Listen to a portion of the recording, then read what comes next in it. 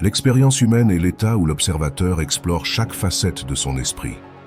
L'expérience de Dieu est l'instant où l'observateur reconnaît qu'il est l'esprit omniscient. Alors, l'expérience humaine se transmute en expérience divine.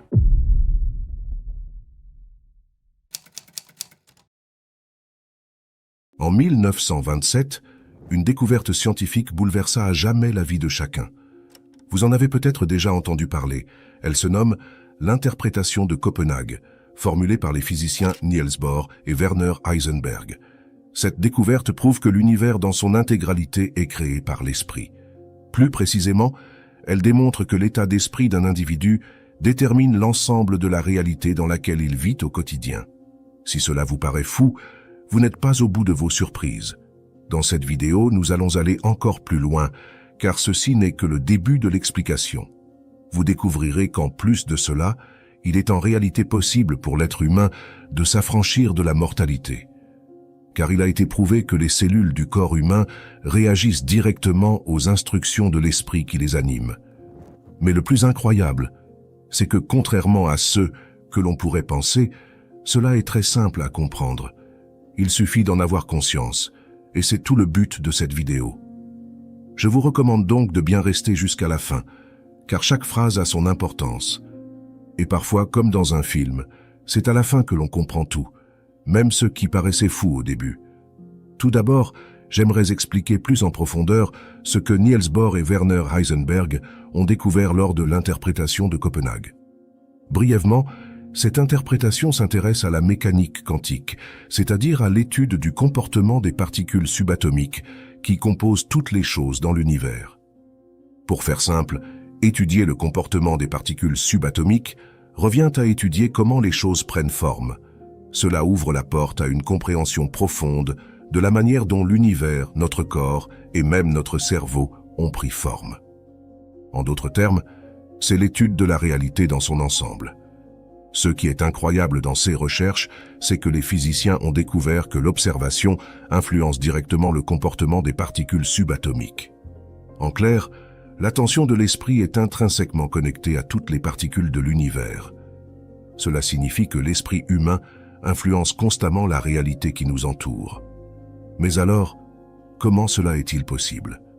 La réponse repose sur un principe fondamental, la substance originelle de l'univers, dans son intégralité, englobant votre corps, votre cerveau et l'environnement qui vous entoure, est mental.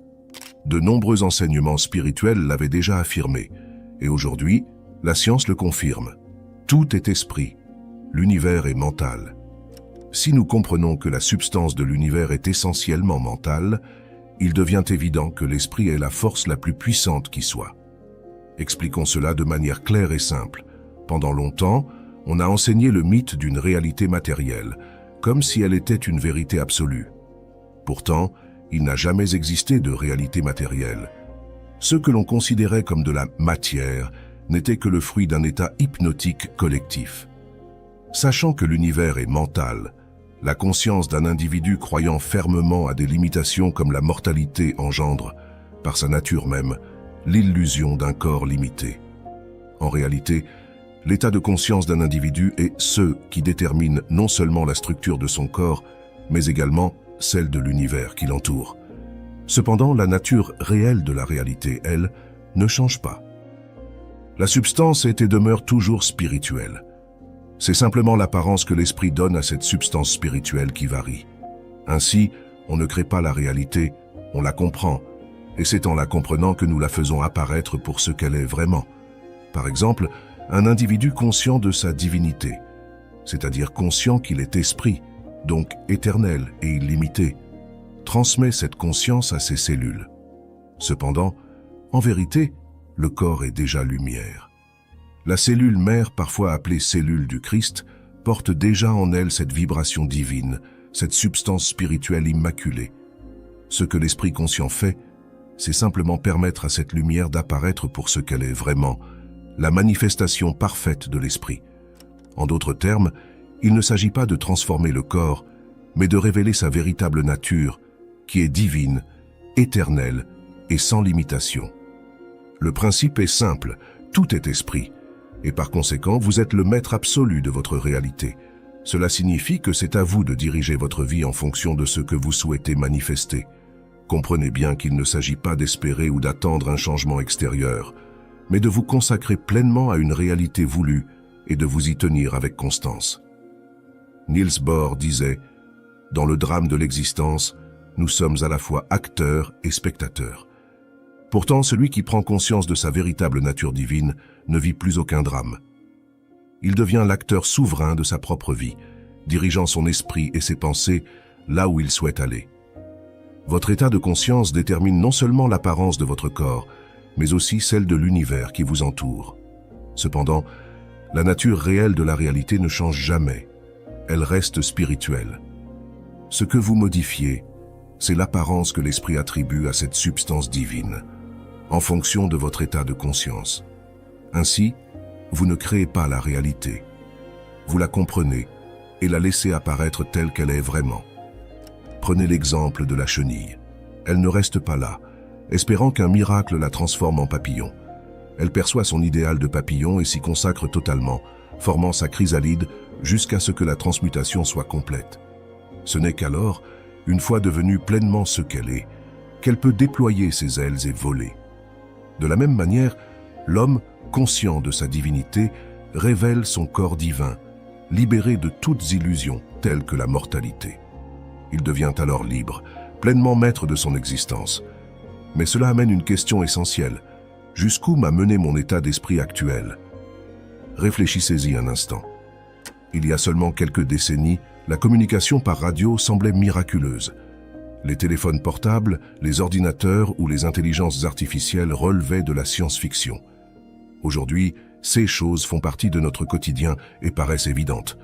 De même, pensez à nos ancêtres, qui s'éclairaient à la bougie jusqu'au jour où un homme découvrit la lumière électrique. Dès lors, tout le monde se mit à l'utiliser, et cela devint parfaitement normal. Mais voici une réflexion. Combien d'entre nous peuvent réellement expliquer comment fonctionne un téléphone portable, comment un appareil photo capture une image, ou comment une intelligence artificielle résonne? Pourtant, nous utilisons ces inventions chaque jour. Alors la vraie question est, allez-vous faire le choix conscient de vivre en tant qu'être divin, ou allez-vous vous laisser guider inconsciemment par le mouvement? Comme pour toute avancée universelle, vous avez le choix, mais le résultat sera le même.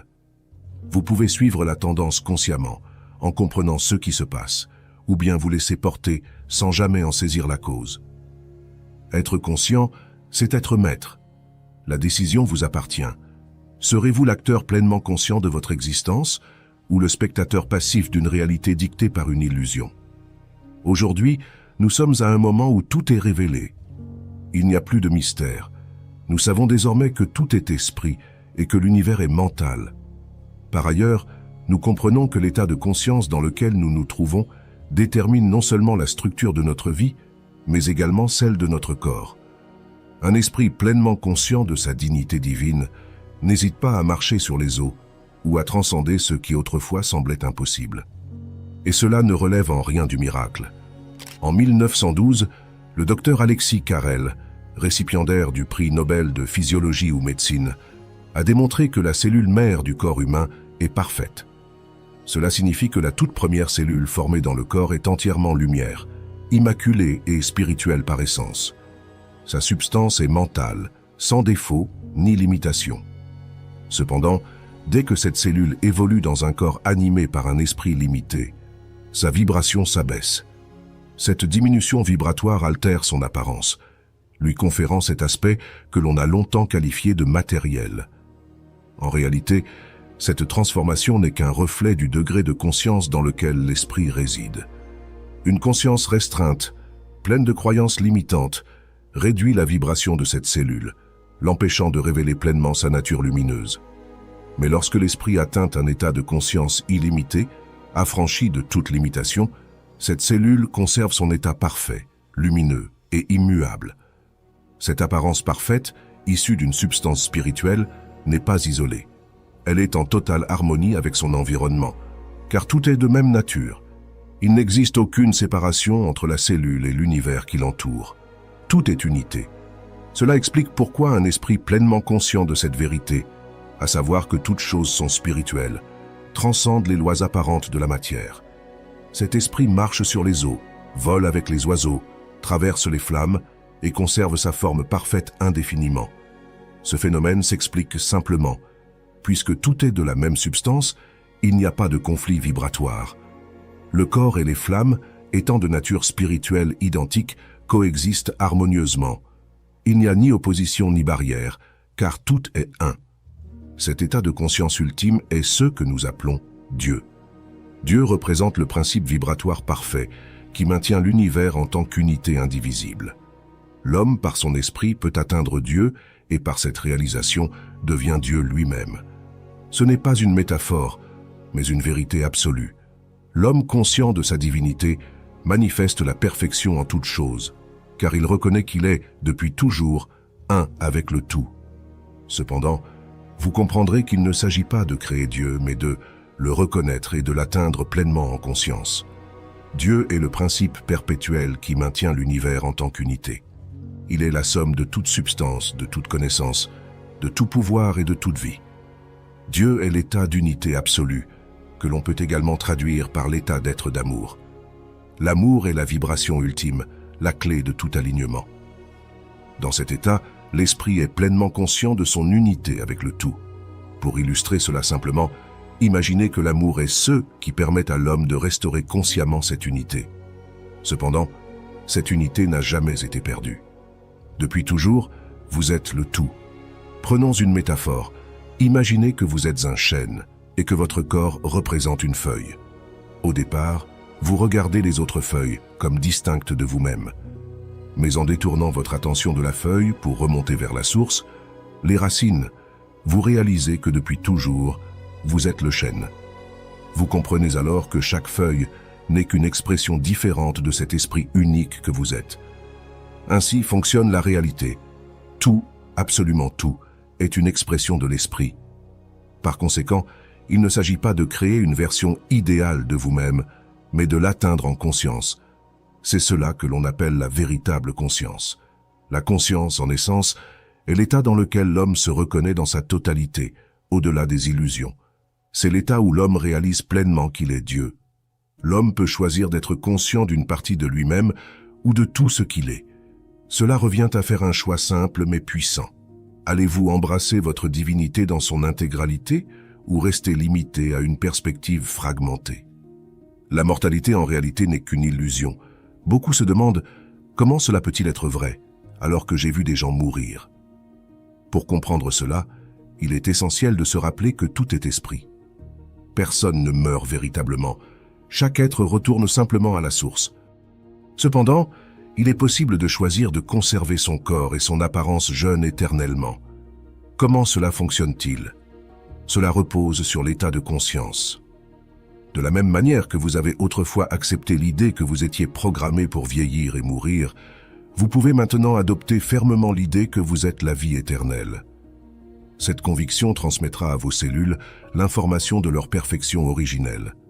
En se régénérant, vos cellules préserveront alors leur apparence jeune et parfaite, car elles exprimeront leur véritable nature, lumière et esprit. Comme mentionné, il ne s'agit pas de créer cette réalité, mais de l'atteindre.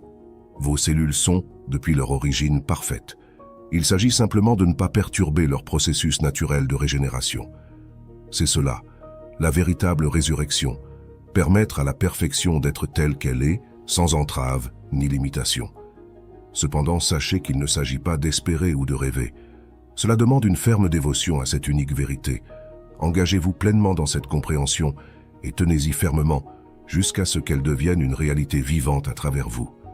La clé est la constance et la foi absolue en ce que vous êtes, éternel, parfait et divin. Vous pouvez atteindre cet état instantanément, car la perfection est déjà en vous.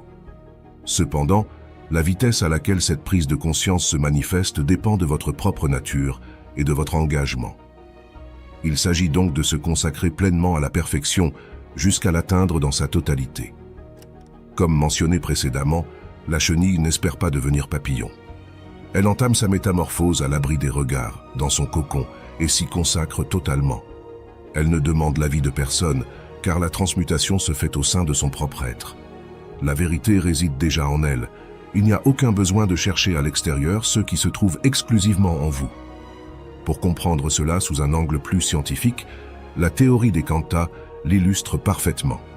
Cette théorie démontre que tout dans l'univers est composé de la même énergie. Une unique source donne forme à tout ce qui existe, et toutes les choses ne sont que des expressions différentes de cette même source.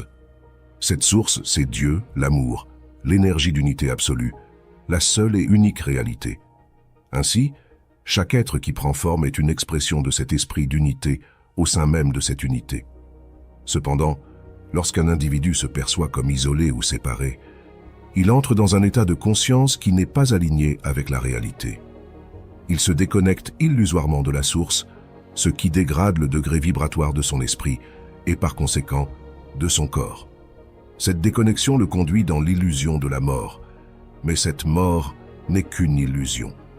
C'est un peu comme si un ordinateur décidait de se débrancher de sa source d'énergie, alors qu'il est intrinsèquement connecté à cette source. Il fonctionnerait brièvement sur sa batterie avant de s'éteindre, alors qu'il lui suffirait de se reconnecter pour continuer à fonctionner. De même, l'homme ne peut changer sa véritable nature. Il est esprit, éternel et parfait. Ce n'est donc pas l'homme qui meurt, mais son corps qui semble se dégrader lorsque l'esprit qui l'habite perd de son intensité. Cependant, il suffit pour l'esprit de reprendre conscience de son unité avec Dieu, la source par l'amour. L'amour est l'état d'être qui permet à l'esprit de reconnaître qu'il est tout. Cet état met fin à toutes les illusions, et l'esprit perçoit enfin la réalité telle qu'elle est. C'est cet éveil qui permet à l'homme de s'affranchir de toutes les limitations, qu'elles soient liées à la mortalité, à la lenteur, au besoin ou à toute autre illusion. En comprenant cette vérité, un individu pleinement conscient de sa divinité n'hésite pas à marcher sur les eaux ou à voler avec les oiseaux. Ces limitations apparentes ne sont que mentales et n'ont jamais représenté une réalité. Tout cela peut être comparé à un enfant qui choisit d'expérimenter la cacophonie avant de découvrir l'harmonie. Cet enfant a exploré l'illusion de la mort alors qu'il est la vie, l'illusion du besoin alors qu'il est tout, l'illusion des limitations alors qu'il est illimité, et l'illusion de la lenteur alors que sa vitesse est infinie. Aujourd'hui, tout est révélé. Il n'y a plus de mystère. Ainsi, il ne serait pas surprenant de voir à présent une miche de pain apparaître spontanément dans votre main ou de vous lever un matin et de marcher sur les eaux. Ces manifestations ne sont que l'état naturel de l'homme conscient de sa divinité, pleinement éveillé à la réalité. En 1900, une théorie aujourd'hui affirmée comme réelle a littéralement changé le monde à jamais. Elle se nomme la théorie des quanta, découverte par le physicien Max Planck, alors enseignant à l'université de Berlin. Cette théorie révolutionnaire prouve que la matière dérive de la conscience, et donc que l'esprit est la force invisible derrière la réalité, celle qui amène la matière à l'existence. Mais peut-être vous demandez-vous, que signifie cela dans la vie de tous les jours? Eh bien, cela signifie tout simplement que tout est possible. Plus précisément, si vous pouvez concevoir une chose, alors elle existe déjà, et vous pouvez la créer. Si vous pouvez concevoir l'immortalité, vous pouvez l'atteindre. Si vous pouvez concevoir la réussite, alors vous pouvez y arriver. Et si vous pouvez concevoir de voler, alors vous pouvez le faire. Voilà ce que cela signifie concrètement. Mais ici, je vois déjà venir les questions. Oui, mais j'ai déjà pensé à voler et pourtant je ne vole pas. Eh bien, c'est ici que nous allons tout expliquer en détail pour comprendre la différence entre la simple pensée et l'esprit. Vous découvrirez qu'une idée agit exactement comme une graine dans la nature. Elle est d'abord plantée dans l'esprit, ensuite alimentée en énergie, jusqu'à prendre pleinement forme dans la réalité perceptible. Tout comme une graine est invisible à l'œil nu au départ, elle est ensuite créée par la plante, lâchée sur le sol, et de cette graine émerge un arbre immense, sorti de l'invisible. J'ai vu que seulement 24% d'entre vous étaient abonnés. Si vous partagez ces idées, mettez un maximum de pouces bleus et abonnez-vous. Sincèrement, cela aide tout le monde et ne vous coûte rien. Je vous remercie. En plus, je peux vous garantir qu'à la fin de cette vidéo, vous vivrez un changement radical. Vous ne verrez plus jamais la vie de la même manière. Alors commençons et expliquons bien tout. Tout d'abord, commençons avec la théorie des quanta. afin de bien comprendre de manière scientifique ce qu'elle enseigne. Pour expliquer de manière très simple, la théorie des quanta nous montre que tous les corps, qu'ils soient humains, animaux ou même végétaux, tirent leur énergie de leur source, qui les entoure constamment. Cela signifie, de manière simple, que tout, entièrement tout, est fait de la même et unique substance, de la même et unique énergie. Au sein de cette unique substance, et à partir d'elle, les corps se forment. Ainsi, pour nous, les êtres humains, cela signifie que notre corps est de même nature que tout dans l'univers. Il n'y a aucune séparation, tout est une seule et même chose. Alors vous vous demandez peut-être, quelle est cette substance originelle? Eh bien, cette substance, c'est l'esprit. Maintenant, comprenons bien ce que signifie le mot « esprit » avant d'approfondir davantage. L'esprit englobe tout et concerne l'intégralité du paradigme que vous avez accepté comme étant votre réalité. Cela inclut votre état d'esprit, la manière dont vous vous percevez vous-même, ainsi que la façon dont vous percevez la réalité. En fait, c'est tout simplement ce que vous êtes. Pour revenir aux êtres humains, voici comment fonctionne ce paradigme. L'être humain s'est perçu, dès le départ, par ignorance, comme un être mortel, ce qui a amené la substance spirituelle à l'apparence matérielle. Par conséquent, cette perception a donné naissance à un corps d'apparence mortelle, puisque l'esprit structure le corps ainsi que son environnement.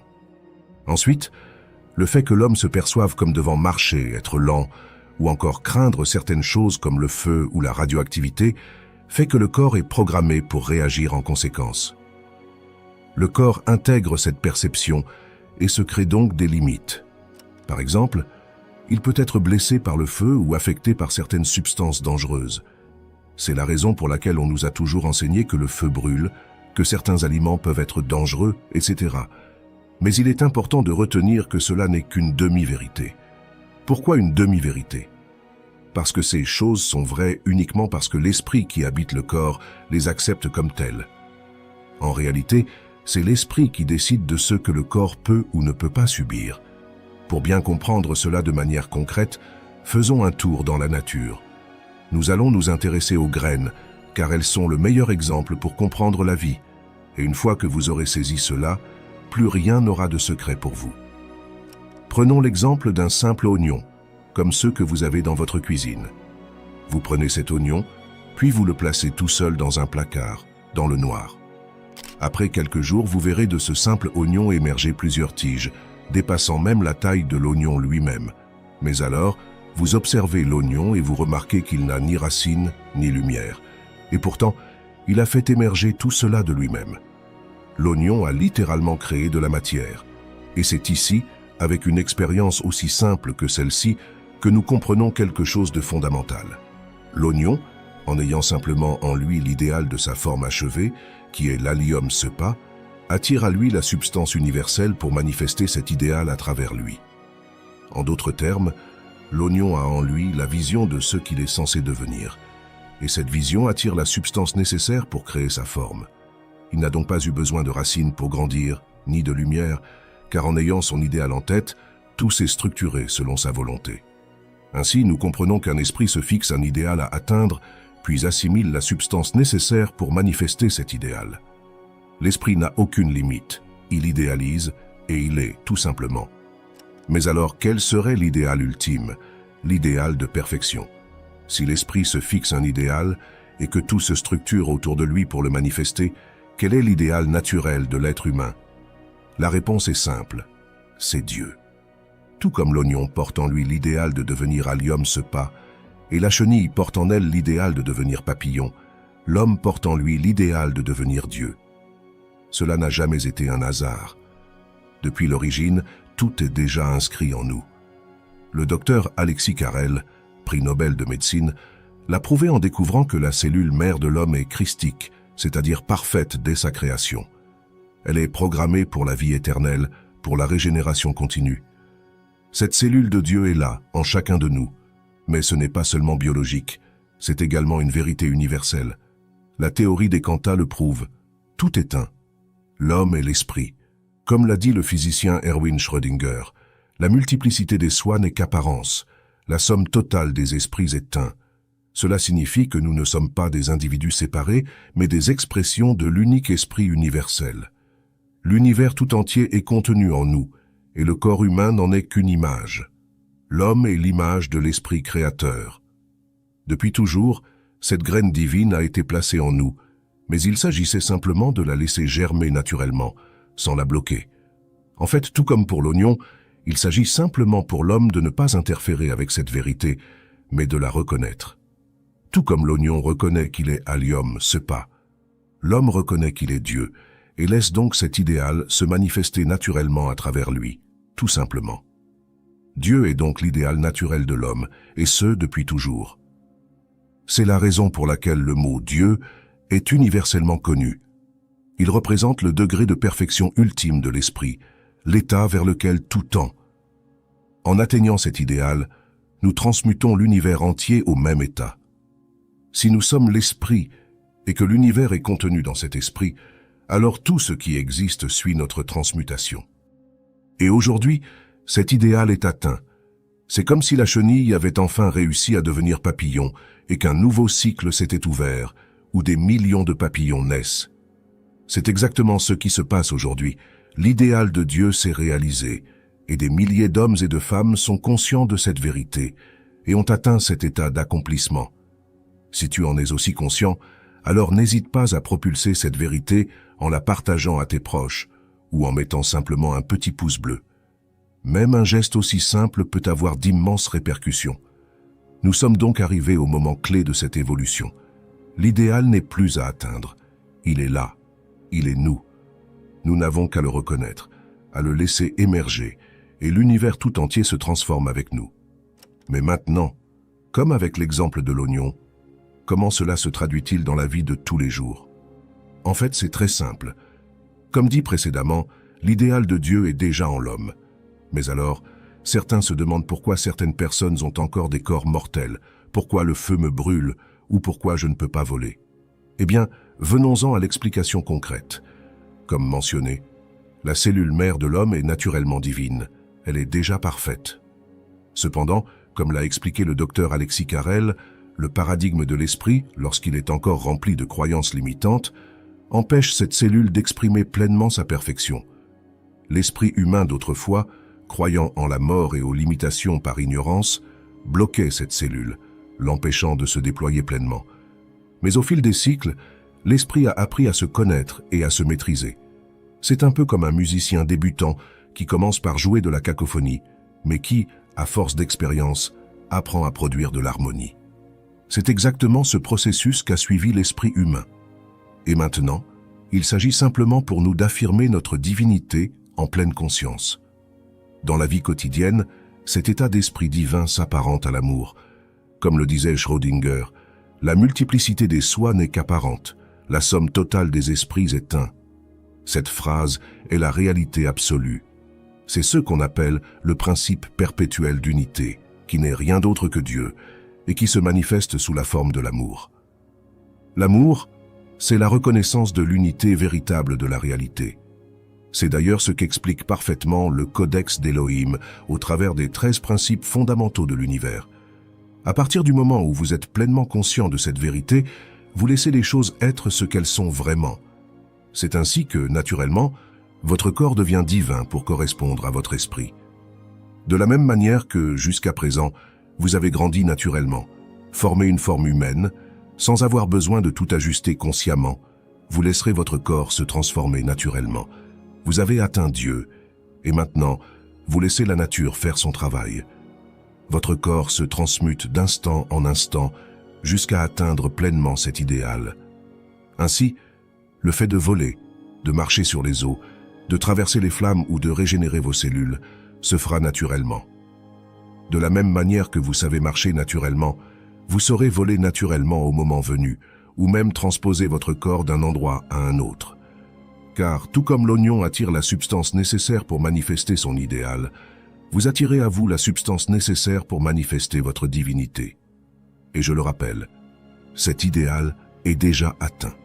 Pour ceux qui ont lu des livres comme Le Kybalion ou La vie des maîtres de Baird Thomas Spalding, je vous recommande vivement le Codex d'Elohim. C'est un peu comme la suite logique de ces ouvrages, une mise à l'écrit de la vérité absolue. Il vous éclairera définitivement sur ce que vous avez toujours pressenti.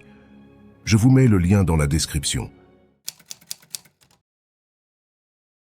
En 1382, le célèbre alchimiste Nicolas Flamel aurait accompli l'une des quêtes les plus mythiques de l'histoire, la découverte de la pierre philosophale. Cette pierre légendaire aurait le pouvoir de transmuter n'importe quel métal en or, mais surtout de guérir toutes les maladies et d'accorder l'immortalité à celui qui la possède. C'est d'ailleurs de cette quête qu'est née la fameuse légende du plomb transformé en or. Mais est-ce réellement une légende? Ou bien une vérité soigneusement cachée à travers les âges? Eh bien, sachez que cela est scientifiquement possible. Et aujourd'hui, la physique quantique le prouve. Si cela vous semble incroyable, écoutez attentivement. Grâce aux avancées récentes, nous savons aujourd'hui que tout dans l'univers est constitué d'une seule et même substance. Ce que nous appelons matière, que ce soit l'or, le plomb, votre propre corps ou même la lumière, diffère uniquement par son degré de vibration. Autrement dit, tout est la même chose, seule la fréquence change. Et ce que cela signifie est immense. Si l'on pouvait modifier à volonté la vibration d'un objet, alors il serait possible de transformer n'importe quel métal en or, mais aussi de faire apparaître l'or instantanément, simplement en restructurant l'atmosphère. Mais ce n'est pas tout. Cela signifierait également que nous pourrions modifier la structure même de notre corps, le rendant immortel et immuable, en ajustant simplement son état vibratoire. Si tout cela vous paraît complexe, restez bien jusqu'à la fin, car nous allons tout vous expliquer en détail. Même si vous n'avez jamais étudié l'alchimie ou la physique quantique, je vous garantis qu'à la fin de cette vidéo, tout sera clair. Et surtout, préparez-vous, car dans les vidéos qui vont suivre, nous allons expérimenter en réel la transmutation des métaux et tout vous montrer en vidéo. Donc abonnez-vous maintenant et mettez un maximum de pouces bleus, car cette quête, nous allons la vivre ensemble. Commençons. Tout d'abord, qu'est-ce que la pierre philosophale? D'où provient cette légende et pourquoi tous les métaphysiciens et scientifiques la considèrent-ils depuis des siècles comme le grand œuvre de l'univers? Selon les textes retrouvés, les premières mentions de la pierre philosophale remontent à l'Antiquité. Les alchimistes grecs, égyptiens et arabes recherchaient une substance légendaire appelée pierre philosophale qui, grâce à sa composition alchimique, serait capable de transformer n'importe quel métal en or pur, d'accorder l'immortalité à celui qui la détient en renouvelant ses cellules, et bien plus encore.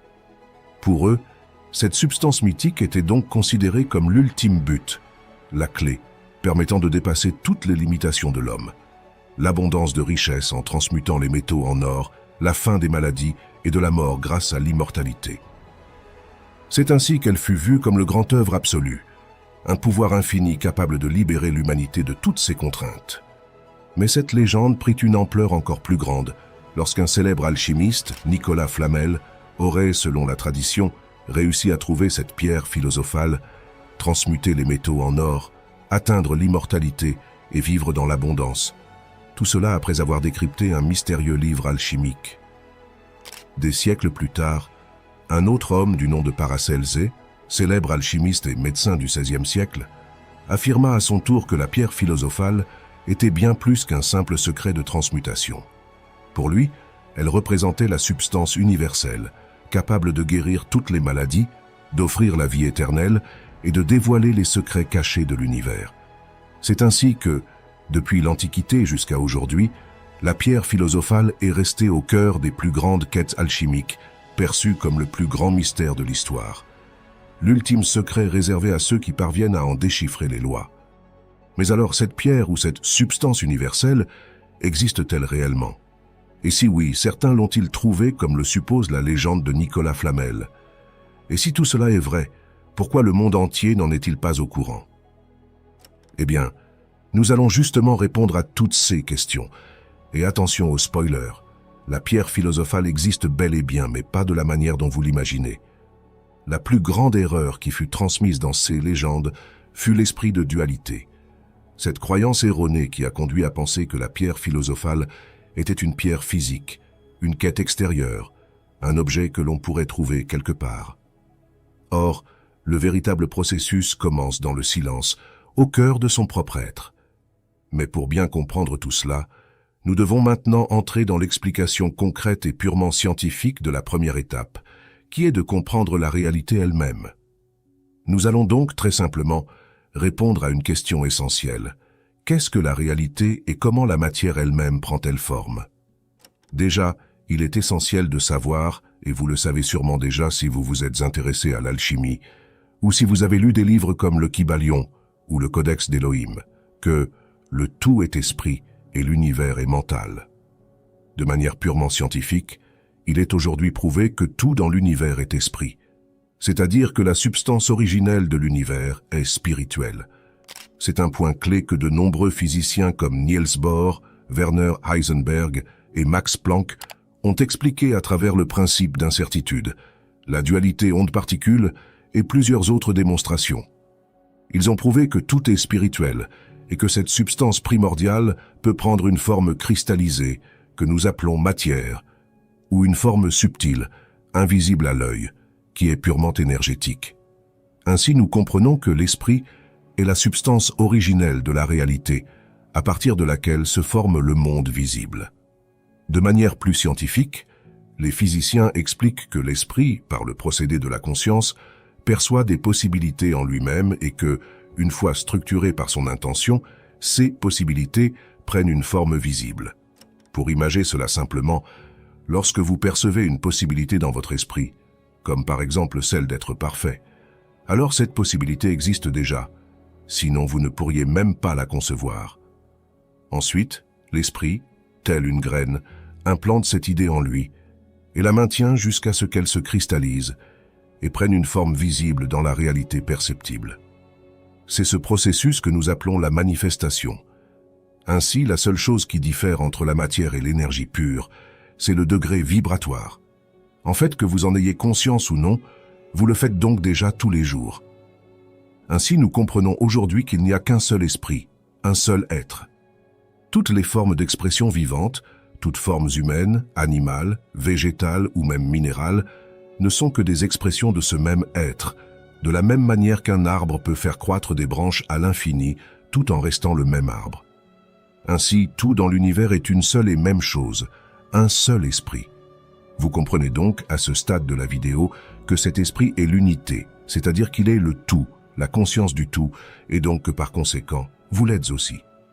Cela signifie que cet esprit est la substance originelle qui permet de faire bouger votre corps, mais aussi celle qui structure votre environnement. C'est l'unité, l'unique esprit. À partir de cet état d'esprit, cet état de conscience ultime, l'être a conscience de l'unité et il est donc, par conséquent, l'esprit de l'homme, des animaux, des végétaux et même des minéraux. Il est l'esprit unique, le grand créateur, qui n'est autre que Dieu. Dieu est le principe perpétuel qui maintient l'univers en tant qu'unité. Il est la somme totale du visible et de l'invisible qui emplit l'espace infini. Dieu se représente par un état de conscience, et tout être vivant est Dieu. L'unité est déjà établie, et c'est un fait majeur à comprendre. Maintenant, il s'agit pour l'homme d'en avoir conscience. La conscience, c'est tout simplement le moment où l'homme se rend compte qu'il est tout, le moment où l'homme se rend compte qu'il est Dieu. Cet état de conscience peut se traduire par l'état d'être amour absolu, qui est simplement la reconnaissance de l'unité de la réalité. C'est lorsque l'être affirme « Je suis Dieu » avec conviction. Mais ici, peut-être vous demandez-vous quel est le lien avec la pierre philosophale et l'immortalité. Eh bien, vous allez comprendre. En réalité, la transmutation des métaux en or, l'immortalité ou la régénération cellulaire n'étaient que les effets d'une cause. Je m'explique. Si vous avez lu le Kybalion, vous savez que toute cause a son effet, et que ce que l'on appelle chance ou hasard n'est que la conséquence d'une chose créée dans l'esprit. Car vous l'aurez compris, tout est esprit, l'univers est mental. Ainsi, vous comprenez qu'il fallait qu'une cause engendre cet effet. Mais alors, quelle est cette cause? Eh bien, la cause est la transmutation mentale. Le Kybalion et le Codex d'Élohim l'enseignent aussi. La véritable transmutation alchimique est un art mental. Cela signifie que l'esprit de l'homme devait d'abord reconnaître son unité avec le tout, comme si la conscience individuelle devait fusionner avec la conscience universelle, jusqu'à ce qu'il n'y en ait plus qu'une seule. En réalité, l'unité a toujours été présente, mais c'est l'homme qui doit la reconnaître. Il le fait en affirmant avec souveraineté « Je suis Dieu ». C'est le moment où le Créateur se rend compte qu'il est un avec sa création. Et cette transmutation mentale, ce passage de l'homme au Dieu-homme, c'est elle qui fait transcender la réalité au même degré. C'est ici que s'est produite la véritable transmutation alchimique. L'homme, tel un esprit brut à l'origine, s'est sculpté jusqu'à se maîtriser selon sa propre loi. Dieu. Il a sculpté la pierre philosophale qui est donc la perfection de l'esprit. C'est l'unité. C'est à ce moment-là que l'homme atteint son ultime état de conscience, qui est donc Dieu. C'est ici que, par l'esprit, l'homme a appris à maîtriser sa propre substance universelle, en se reconnaissant un avec elle. Mais pour mieux comprendre tout cela, expliquons ce qui se passe alchimiquement, d'un point de vue scientifique, lorsqu'a lieu cette transmutation mentale. En fait, comme le disaient déjà les anciens Égyptiens, ce qui est en haut est comme ce qui est en bas, ce qui signifie que tout est fait de la même énergie. Ainsi, une transmutation spirituelle transmute tout au même état, que ce soit les cellules de votre corps ou même les planètes, puisque tout est un, tout est esprit. Ainsi, l'esprit étant l'unité. En transmutant l'esprit, nous avons tout transmuté de haut en bas, dans l'unité. C'est donc une transmutation universelle. C'est cela qui permet à l'individualité, ayant accompli cette transmutation, d'avoir également transmuté toutes les cellules de son corps au même état.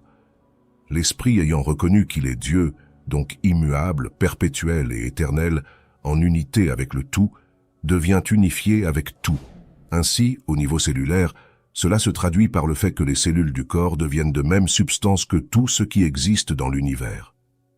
Cet état de conscience amène alors la volonté de l'esprit à agir non seulement sur son propre corps, mais également sur son environnement.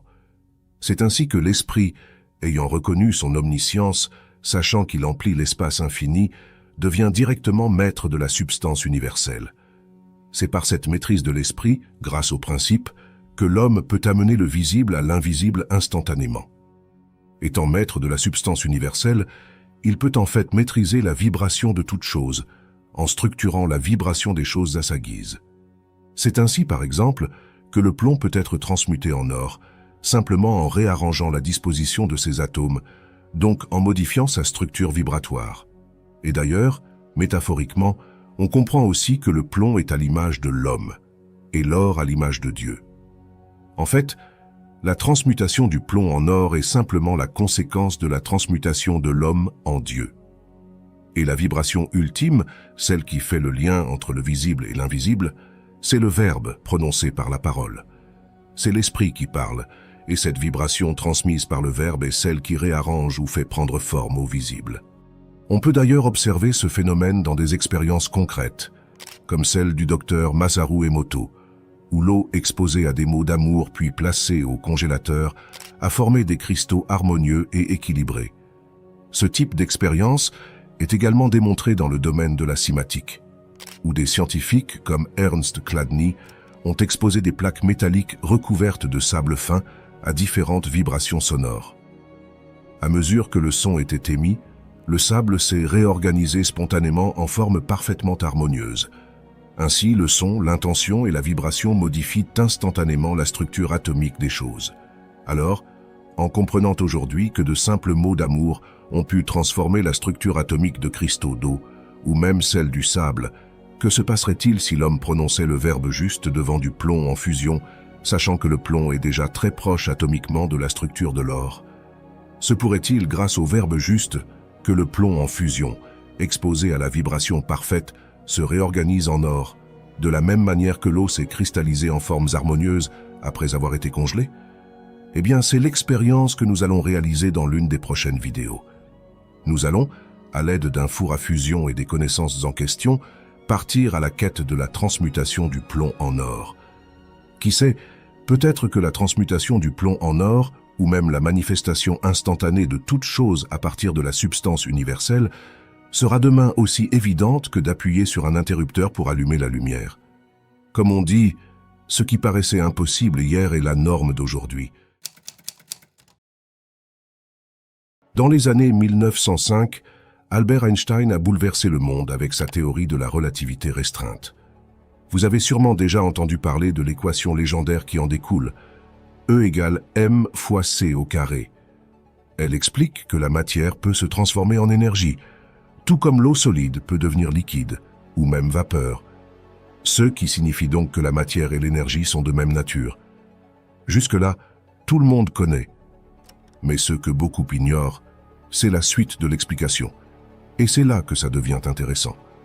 Albert Einstein a démontré que le voyage dans le temps, tel qu'on l'imagine, est impossible. Mais pourquoi? Selon la théorie, pour voyager dans le temps, il faudrait dépasser la vitesse de la lumière. En allant plus vite que la lumière, on suppose que la matière pourrait remonter ou avancer dans le temps. Mais il y a un problème. La matière et la lumière ne sont qu'une seule et même chose. Lorsqu'un objet atteint la vitesse de la lumière, il ne reste plus de matière solide. Il devient lumière pure, parce qu'à ce niveau, la distinction disparaît complètement. Cela prouve donc une chose simple mais fondamentale. On ne peut pas voyager dans le temps, car le temps lui-même est une illusion. Le passé, le présent et le futur sont des perceptions générées par l'esprit humain, mais dans la réalité, tout existe simultanément. Maintenant, je vois déjà venir les questions. Si le temps est une illusion, comment expliquer les déplacements rapides ou la téléportation? Et c'est ici que nous entrons dans le vif du sujet. Vous allez comprendre qu'il est possible de se déplacer à une vitesse infinie, mais pas avec des vaisseaux spatiaux ou des technologies complexes. Ce dont vous avez besoin, vous l'avez déjà en vous, sous la main. Restez bien jusqu'à la fin de cette vidéo, car ce que vous allez découvrir va littéralement bouleverser votre compréhension de la réalité. Et si cette vision du monde vous parle, mettez un maximum de pouces bleus et abonnez-vous. C'est grâce à votre soutien que ce savoir peut continuer de se propager, et je vous en remercie sincèrement. Commençons. Tout d'abord, voyons ensemble ce que nous dit réellement la théorie de la relativité restreinte d'Einstein, et cette fameuse équation E égale m fois c au carré, que vous avez sûrement déjà entendue 1000 fois. Mais cette fois-ci, on va l'expliquer de manière simple, et surtout, en comprendre les implications profondes. L'équation est composée de 3 symboles. E pour énergie, m pour masse, et c au carré pour le carré de la vitesse de la lumière. Ce que cela signifie, c'est que la masse et l'énergie sont en réalité les deux extrêmes d'une seule et même chose. Imaginez cela comme le chaud et le froid. Ce sont deux perceptions différentes de la température, mais elles sont toutes deux liées à un même phénomène. De la même manière, la matière et l'énergie sont unifiées dans ce qu'on pourrait appeler la trame invisible de la réalité. Alors, qu'est-ce que cela veut dire concrètement? La matière n'est pas ce bloc solide et fixe que nos sens nous laissent percevoir. En fait, elle est de l'énergie ralentie, comme si la lumière elle-même avait été condensée et maintenue dans cet éternel instant présent par une force omnisciente. C'est un peu comme de l'eau qui devient glace.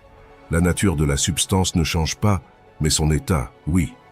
La lumière est omniprésente, omnisciente, et lorsqu'elle ralentit, elle prend la forme que nous appelons matière. Des physiciens tels qu'Henri Poincaré avaient déjà, dès 1900, commencé à parler de la déformation de l'espace-temps. Mais ce qu'ils n'avaient pas encore pleinement intégré, c'est que l'espace-temps lui-même n'est qu'une illusion perçue par l'esprit. Il n'y a pas de véritable déformation possible, car le temps n'existe pas. Et lorsqu'on anéantit de la matière, par exemple lors d'une explosion nucléaire, ce que l'on observe n'est pas une destruction, mais une conversion de la matière en lumière, en énergie pure. La matière ne disparaît jamais, elle redevient simplement ce qu'elle a toujours été. C'est ici que la célèbre phrase de Lavoisier prend tout son sens. Rien ne se perd, rien ne se crée, tout se transforme. Ce que nous appelons destruction n'est qu'une illusion. La réalité est tout simplement. Les formes changent, se transforment, mais elles ne disparaissent jamais. Ainsi, l'équation E égale m fois c au carré est bien plus qu'une simple formule inscrite dans un manuel de physique. Elle nous révèle la vérité absolue. Tout est énergie, et cette énergie est infinie. Seul l'éternel instant présent existe. Le passé et le futur ne sont que des projections de l'esprit, mais dans la réalité, tout est contenu ici et maintenant. Tout est, tout le temps.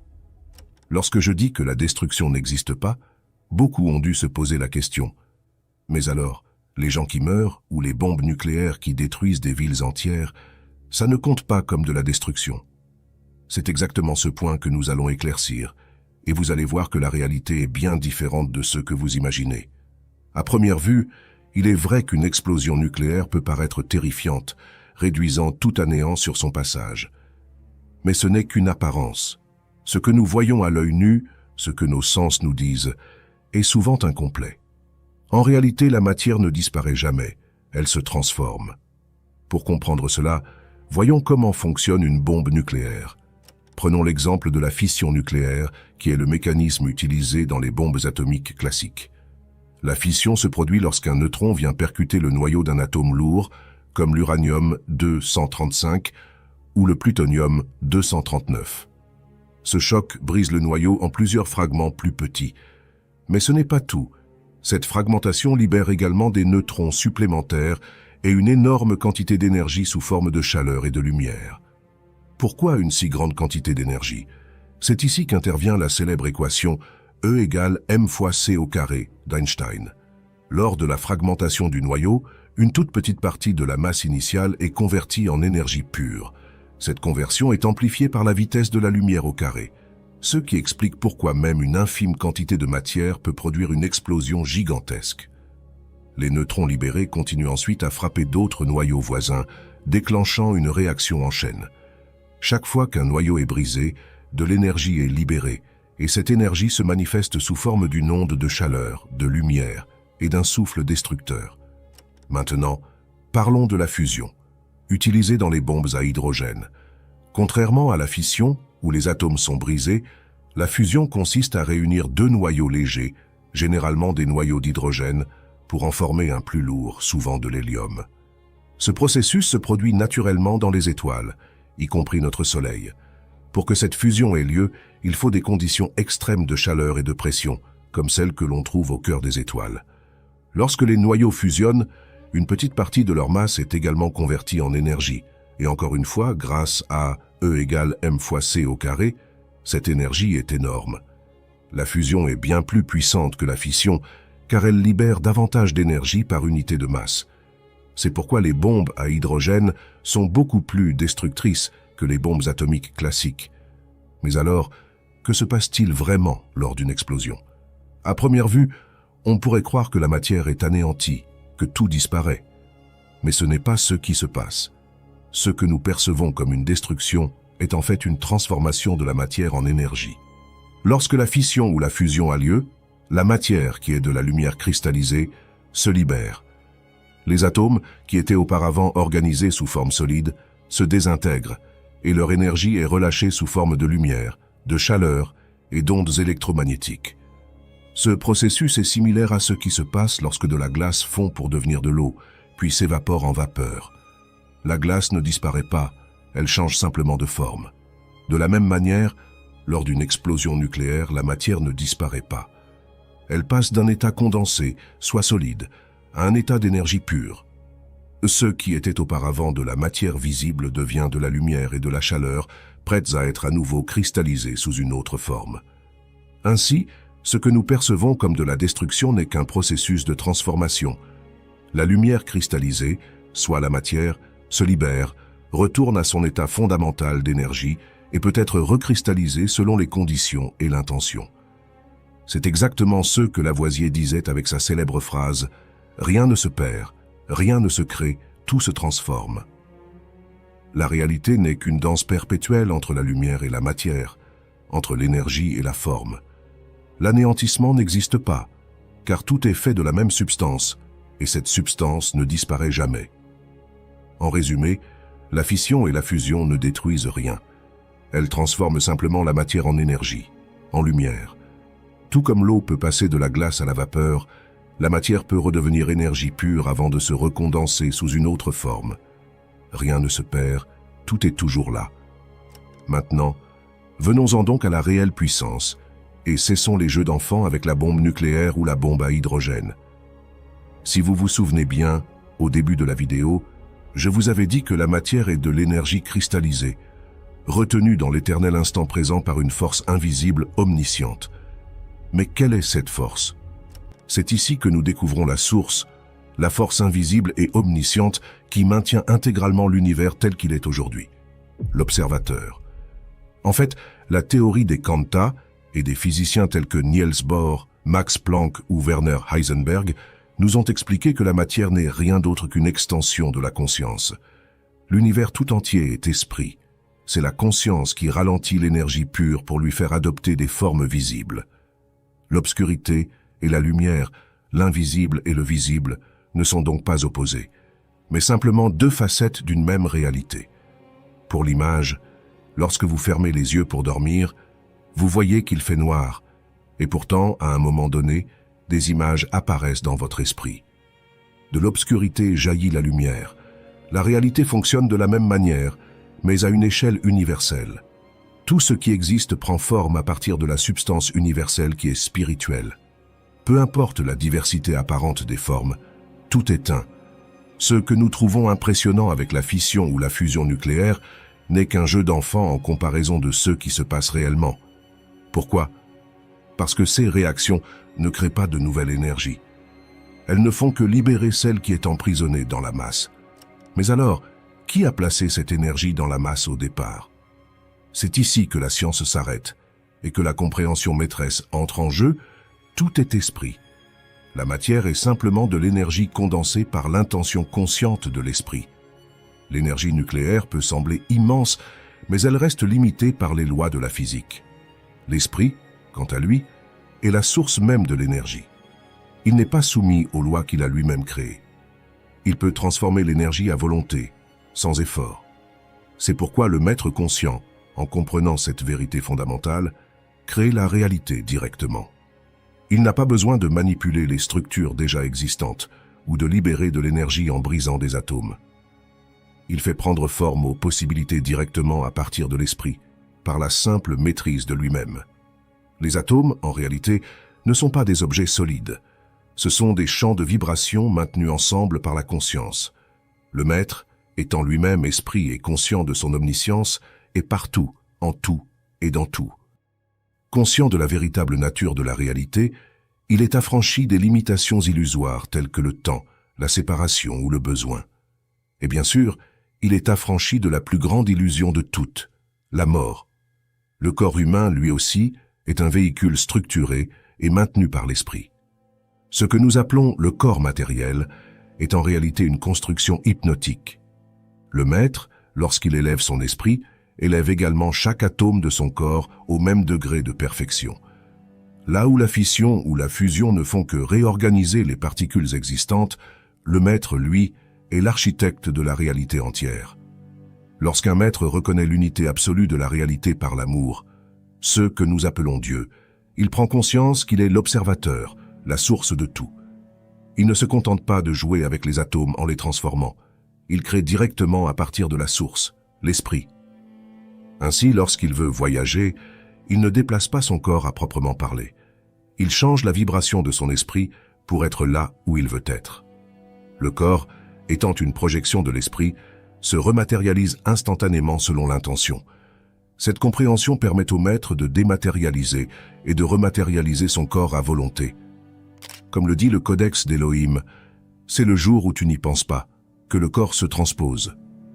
Transformer l'eau en vin, par exemple, n'est qu'une question de réorganisation de la structure moléculaire de l'eau. Mais pourquoi s'embêter à transformer l'eau si l'on veut du vin? Le maître manifeste directement le vin.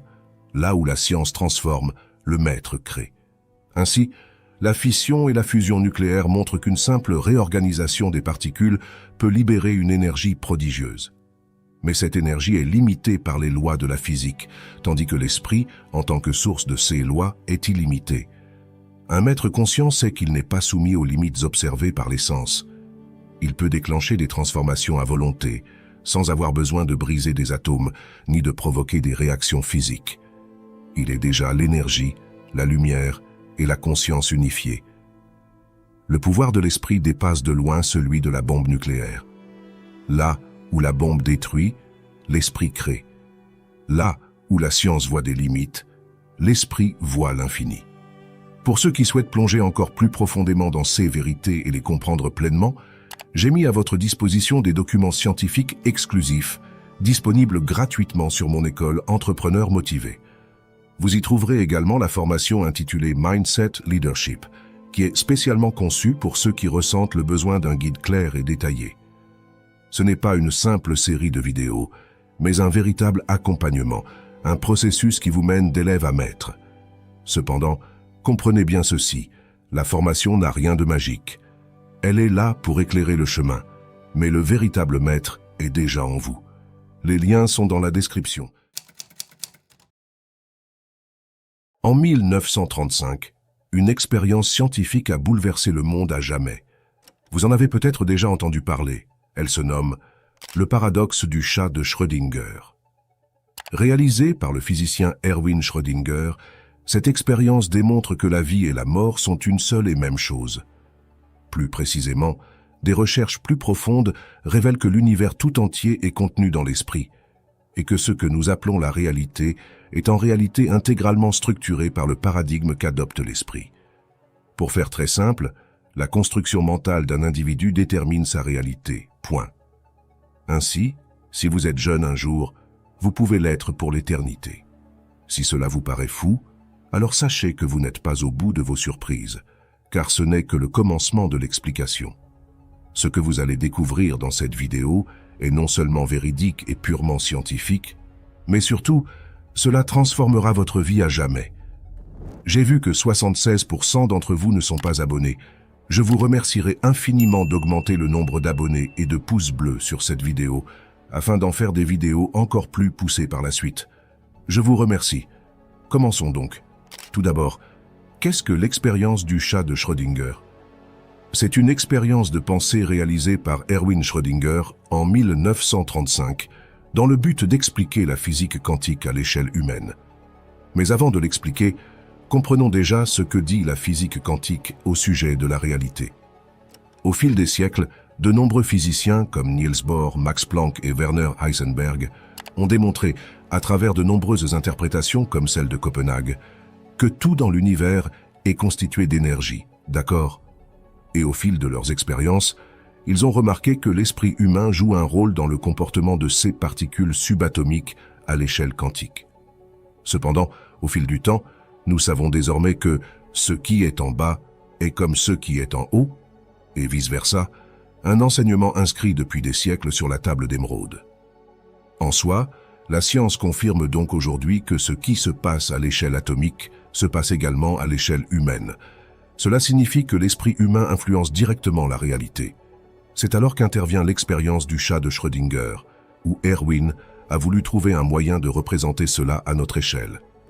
Il imagine alors, à travers le principe quantique, un chat enfermé dans une boîte, en présence d'un poison déclenché par un processus quantique. En gros, tant que la boîte est fermée, on ne sait pas si le processus a déclenché le mécanisme ou non, et donc le chat est considéré comme à la fois mort et vivant. Bien sûr, lorsqu'on ouvre la boîte, le chat sera soit mort, soit vivant. Mais le point essentiel est le suivant. C'est uniquement au moment de l'observation que la probabilité, mort ou vie, se fixe. Alors une grande question a taraudé les esprits. Comment le chat peut-il être mort ou vivant en même temps? Et surtout, quel est l'élément qui fixe cette probabilité au moment où nous ouvrons la boîte? C'est précisément ici que nous allons beaucoup plus loin dans l'explication pour comprendre comment rester toujours vivant. Et vous verrez, cela ne relève en rien du hasard, car le hasard n'existe pas. Il se provoque. En fait, dans la réalité de la vie, tout est une seule et même chose. C'est-à-dire que l'univers tout entier, incluant votre corps, votre cerveau et l'environnement qui vous entoure, soit tout, est fait d'une seule et unique substance qui est spirituelle. Cette réalité est inscrite dans la phrase suivante « Le tout est esprit, l'univers est mental », une citation issue du Kybalion et du Codex d'Élohim, 2 livres à lire. Ici, on comprend donc qu'en réalité, l'esprit n'influence pas simplement la réalité, car il ne se déplace pas. L'esprit est omniscient, c'est-à-dire partout, dans tout et en tout. L'esprit, c'est le paradigme que vous avez, soit l'intégralité de votre structure mentale, tous ceux que vous avez considérés jusqu'à aujourd'hui comme étant vrais. Et la réalité est donc esprit. Au sein de cet esprit, l'homme possède la capacité de mémoire, c'est-à-dire que, par la pensée, il peut revoir des images de l'esprit. Et c'est ici qu'il y a longtemps eu une confusion. Beaucoup se sont demandé, si l'esprit crée la réalité, alors pourquoi? Si je ferme les yeux et dis que je suis jeune, je suis encore vieux quand j'ouvre les yeux. Cette question illustre parfaitement la différence entre l'esprit et la simple pensée. Dire une fois « je suis jeune » sans y croire, c'est projeter une pensée sans conviction, et donc cela n'a aucun impact sur la réalité. C'est la raison pour laquelle rien ne se transforme. Lorsqu'on parle d'esprit, on parle d'atteindre consciemment un état de conviction profonde, en projetant d'abord l'idée de jeunesse dans votre âme, puis en la maintenant dans votre pensée, jusqu'à ce qu'elle arrive à maturation et se manifeste pleinement dans la réalité perceptible. Pour imager cela, pensez à une graine. D'accord? Toute idée est une graine. Par exemple, si vous souhaitez être jeune pour l'éternité, vous commencez par prendre conscience de cette possibilité, être jeune éternellement. Ensuite, vous plantez cette idée dans votre âme, avec amour, parce que vous en avez envie. Puis, vous la maintenez dans votre pensée jusqu'à ce qu'elle élimine totalement toute trace résiduelle de croyance en la mortalité. C'est un peu comme si vous plantiez une graine dans le sol, que vous l'arrosiez, jusqu'à ce qu'elle se transforme en arbre majestueux. Ici, c'est exactement pareil. Pour une autre métaphore, imaginez la chenille. Elle projette l'idéal de voler, entre dans sa chrysalide, se métamorphose et obtient alors un nouveau corps, avec des ailes lui permettant de voler. Vous comprendrez donc que toute transformation physique passe d'abord par une transmutation mentale, car la réalité perceptible n'est que la conséquence de l'esprit. Ainsi, la cause et l'effet ne sont qu'un. Maintenant, le point majeur à comprendre est que, qu'on le veuille ou non, la mort n'existe pas. Pour bien saisir cette vérité, poursuivons. Durant un temps, alors que l'esprit cherchait à se connaître lui-même, la mort fut imaginée. Cependant, cela n'a jamais représenté une réalité, car l'esprit est, tout simplement. Comme l'a dit Erwin Schrödinger, le présent est la seule chose qui n'a pas de fin. En fait, au fil du temps, les hommes ont inventé des éléments comme les horloges et les montres, et ont imaginé le concept de temps, afin de se repérer. Cependant, le temps n'a jamais été une réalité absolue. En d'autres termes, l'homme a superposé une structure mentale basée sur le temps à la réalité, mais cela n'a jamais impacté la nature véritable de la réalité, qui, elle, demeure éternelle. Ainsi, seul l'éternel instant présent existe. Lorsqu'une personne devient consciente de cela, elle transcende déjà l'illusion de l'espace-temps. Elle comprend alors que la vie fonctionne par cycle au sein de cet éternel présent. C'est ici que de nombreux scientifiques, comme Alexis Carrel, ont découvert, en étudiant les cellules du corps humain, que la cellule mère sait déjà cette vérité. En d'autres termes, les cellules qui constituent le corps humain sont naturellement éternelles. Ainsi, le corps humain est déjà programmé pour rester jeune éternellement. Mais alors, de nombreuses personnes se sont posé cette question. Si notre corps est censé être éternel, pourquoi vieillissons-nous et pourquoi certains semblent mourir, laissant derrière eux des corps inanimés? C'est ici qu'intervient la réponse de Carrel. Un esprit idolâtrant la mort abaisse les vibrations de ses cellules, jusqu'à forcer le corps à devenir inanimé, ce qui provoque ce que les gens appellent la mort, qui n'est en réalité que l'inanimation temporaire du corps. D'autres se sont alors demandé, mais où vont les personnes qui ont abandonné leur corps? C'est ici que nous arrivons à un point essentiel. Qu'y a-t-il après, si jamais on commet l'erreur de mourir? Déjà, le terme « mourir » est illusoire. La seule chose qu'un esprit puisse faire, c'est abandonner temporairement son corps. Mais comment cela est-il vécu par la personne qui le fait? En temps normal, nous sommes conscients de notre corps. Nous sentons sa présence, la place qu'il occupe dans l'espace. Nous nous déplaçons avec lui, mangeons, etc. Mais pour les personnes vieillissantes qui se projettent inconsciemment dans la mort, voici ce qu'il se passe. Elles arrivent à un stade où elles sentent leur corps épuisé, vidé de son énergie, avec une envie de souffler, de se libérer. Puis vient un moment où l'esprit abandonne définitivement cette réalité, son visage, son prénom, ses expériences, tout ce qu'il a considéré comme vrai. C'est à ce stade que l'esprit lâche prise sur le corps. Tout à coup, en lâchant prise sur la réalité physique, l'esprit se rend compte qu'il ne part pas, mais qu'au contraire, il englobe tout. L'esprit ne quitte pas le corps, mais lâche prise sur son image et devient l'esprit unique, soit Dieu. C'est ce qu'on appelle le sentiment d'unité. À partir de cet instant, l'esprit se rend compte qu'il est toujours là, toujours conscient. et qu'en fait tout est parfait, il n'y a que Dieu. D'ailleurs, le roman Elohim au royaume des merveilles explique en détail comment cela est vécu par une personne.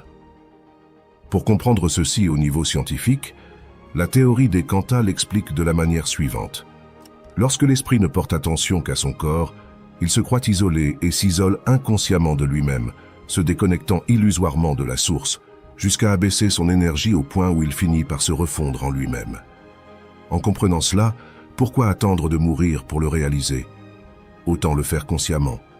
Ici, l'esprit prend conscience qu'il ne fait qu'un avec le tout, en portant son attention sur son environnement par l'amour, car l'amour est l'unité. C'est l'énergie du sentiment d'unité, cet état de conscience que nous appelons Dieu.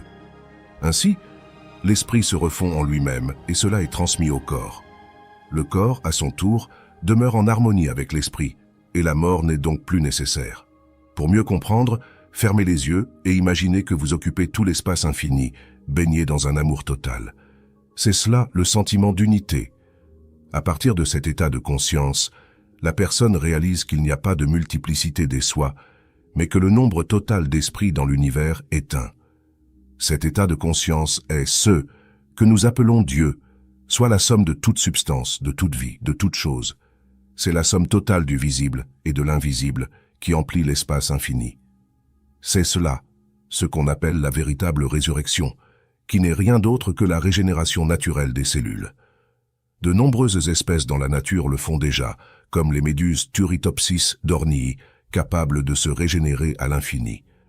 Alors, explose la barre des pouces bleus, si toi aussi tu comptes bien demeurer éternellement, comme les méduses Turritopsis dornii. Certains pourraient alors se poser cette question. Si notre corps se régénère à l'infini, qu'est-ce qui pourrait empêcher un accident de se produire? Eh bien, comme je l'ai dit, le hasard n'existe pas. L'environnement qui semble extérieur est en réalité également vous, car tout est esprit. Pour faire très simple, si vous maintenez en vous un état constant d'amour, alors vous ne créez que des situations harmonieuses, et ce, ad vitam aeternam. Si tu souhaites en savoir plus sur tout cela, je t'invite à lire le roman Elohim au royaume des merveilles, qui raconte, à travers l'histoire d'un homme nommé Thomas, comment atteindre cet état de conscience ultime à notre époque moderne. Profitez-en, car le roman est gratuit en format Kindle pendant quelques jours seulement. Sinon, il est disponible sur Amazon en format broché et Kindle, ainsi qu'en version audible sur Spotify via les liens dans la description.